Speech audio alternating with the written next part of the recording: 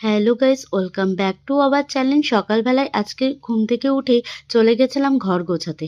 আর ঘরটাকে গুছিয়ে নেওয়ার পর পরিপাটি করে তারপরে চলে গেছিলাম রান্নাঘরে। কিন্তু রান্নাঘরে সেরকম একটা কাজ ছিল না বলে ঘরটার পেছনে এতটা সময় আমি দিতে পেরেছিলাম। কারণ সকালবেলায় শাশুড়ি মা রান্না করে অফিসে পাঠিয়ে দিয়েছিলেন হাসব্যান্ডকে। তাই জন্যে আর সেরকম একটা আমার চাপ ছিল না। আর সকালবেলায় তারপরে রান্নাঘর থেকে এসেই দেখি মানি প্ল্যান্টে কি সুন্দর পাতা এসছে।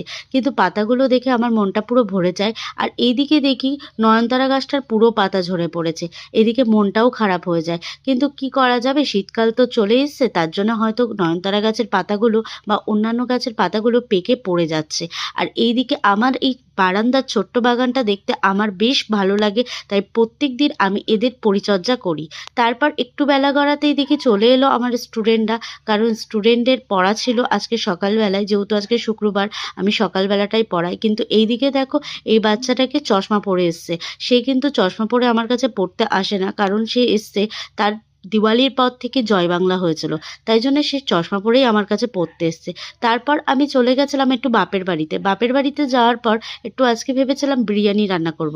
তাই জন্য প্রথমেই গ্যাসে ভাতটা করে নিচ্ছিলাম। আর এখানে বিরিয়ানির সমস্ত সরঞ্জাম আমি সাজিয়ে গুছিয়ে রেখেছিলাম, যেহেতু আমাকে বিরিয়ানির স্টেপ বাই স্টেপ লেয়ার দিতে হবে বলে। আর এখানে আমি বিরিয়ানির মাংসগুলো দেখো গামলায় ঢেলে দিচ্ছি। তারপরে আমার বিরিয়ানি মোটামুটি রেডি হয়ে গেছিলো। তো কেমন লাগলো মিনি ভ্লগটা